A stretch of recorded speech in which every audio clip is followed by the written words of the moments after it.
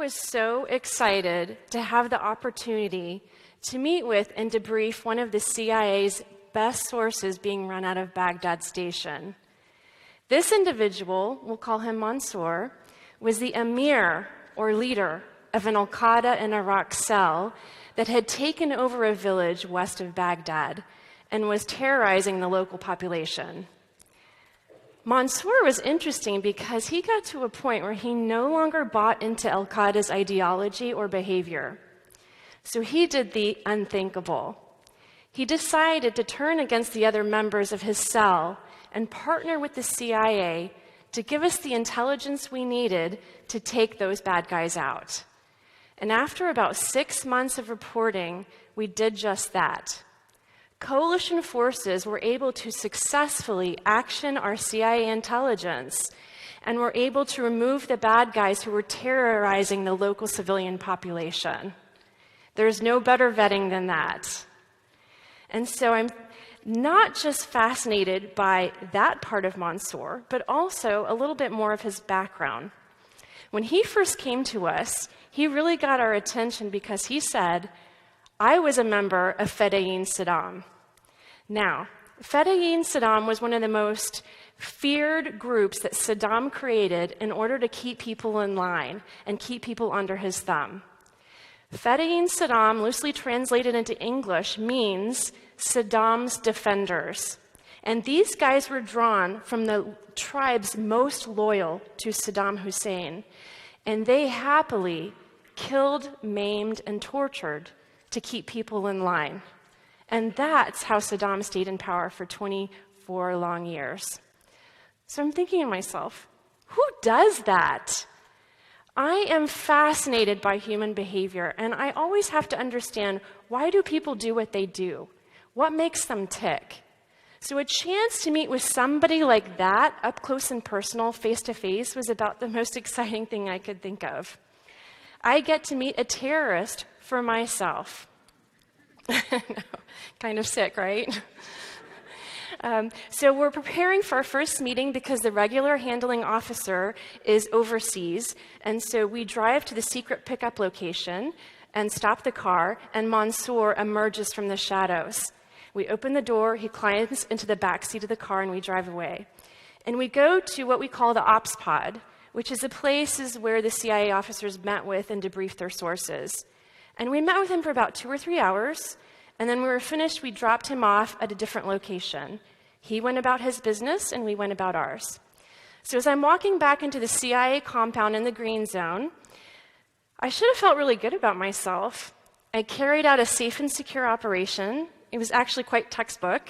I had pages of notes that I was going to be able to turn into intelligence reports. And so I should have felt really good about it. But instead, I had this weird feeling that something wasn't right. But I had a lot of things to do that day, so I just kind of shoved that aside and I went about my business.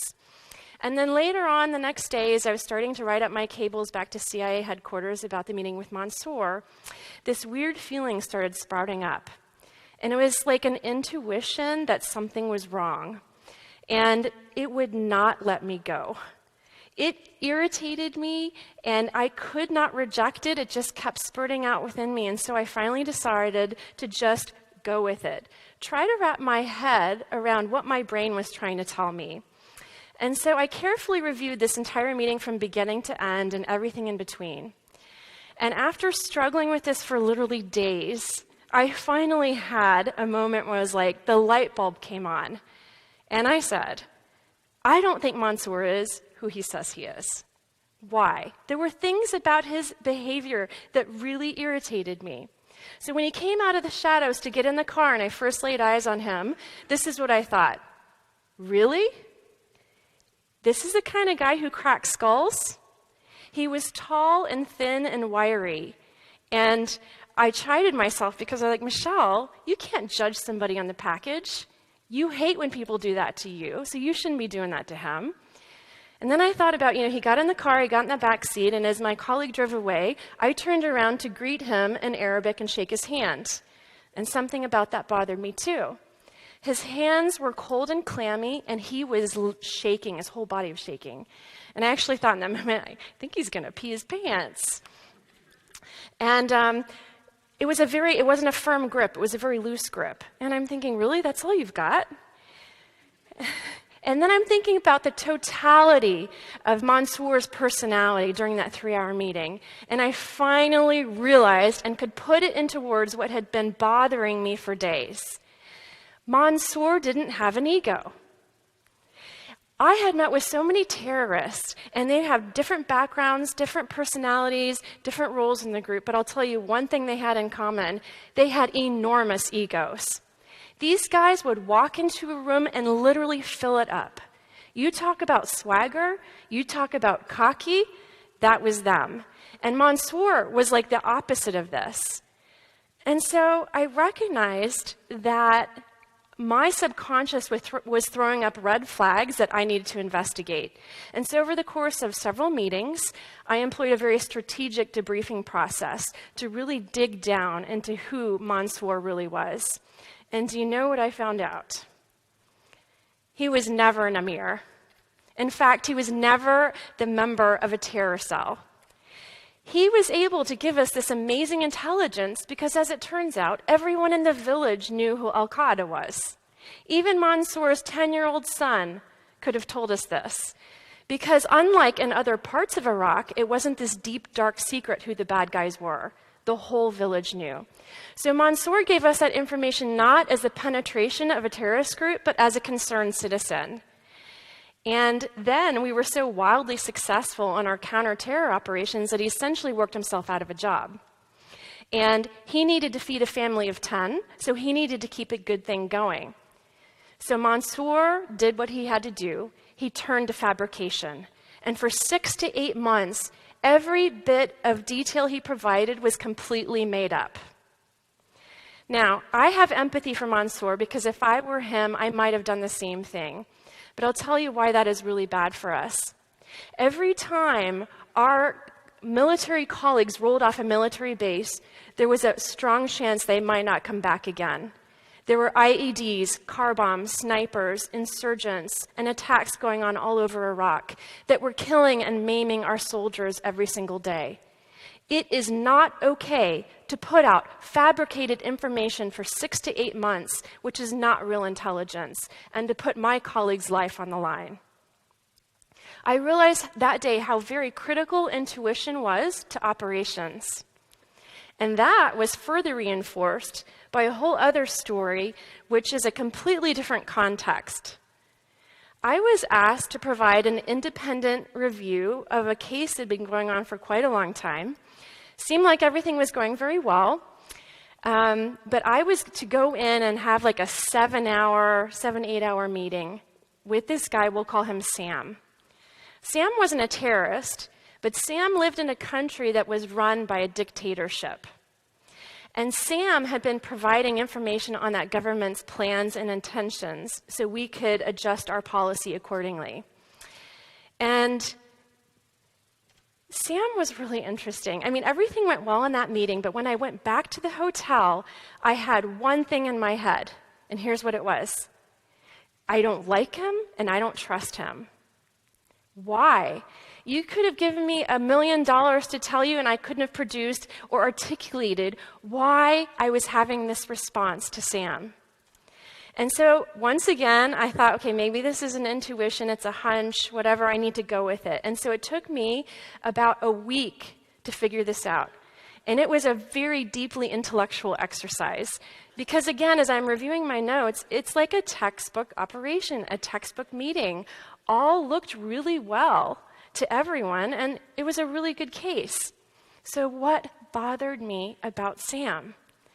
Well, here's what it was. Here's what I finally figured out after a week of literally pulling my hair out and banging my head against the wall. Sam had no passion. I could not see the humanity in him in those 7 hours.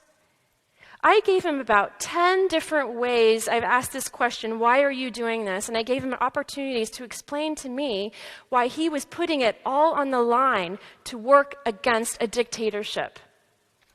And you know what's disturbing about that? He's not only risking his own life, but he's risking the lives of his wife, his children, his colleagues, and really everyone near and dear to him. Because if he was ever exposed and shown to be a CIA spy, he's not only going to be killed, but he's ruining the lives and the future of all those people that he loves. So if you can't tell me in 7 hours why you're passionate and why you're working against the interests of your government and why you're putting it all on the line, that's a problem. And I finally was able to pull it out, and this was what I theorized. I think Sam could be a double agent.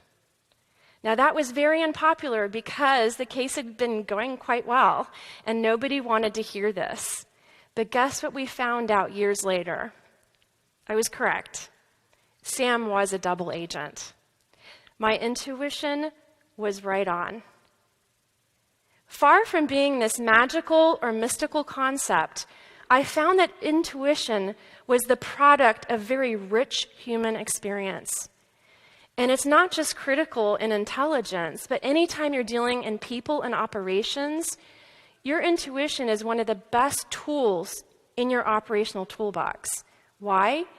Because it's often the first indicator or red flag when things aren't going well. It allowed us to course correct when we were going the wrong direction with these sources. Your intuition needs to be discussed in the workplace because it's a very real skill. And it can mean the difference between failure, mediocrity, and wild success. Because the intuition is your brain that is moving so efficiently and quickly and arriving at a destination before you can consciously keep up with it. It's the product of all your experience. So the more time you spend developing your trade and your craft, the stronger your intuition is going to be. So because of my CIA experience, I am a very strong believer that we need to bring the conversation about intuition into the workplace, with HR, with corporate management. We need people to understand what it is and help develop it. Because when you hone that skill and you're able to apply it in your everyday work, it can make an enormous difference. And that is an idea worth igniting. Thank you.